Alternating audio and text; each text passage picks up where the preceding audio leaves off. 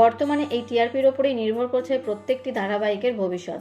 তাই আজ প্রতি সপ্তাহের মতো ছোট পর্দার ধারাবাহিকের টিআরপি তালিকা প্রকাশ্যে এসেছে, যা নিয়ে বেশ উত্তেজিত দর্শকেরা। টিআরপি তালিকায় আবারও যেন ওলটপালট হয়ে গিয়েছে। চলুন দেখা যাক সেরা 10-এর তালিকায় কারা রয়েছে।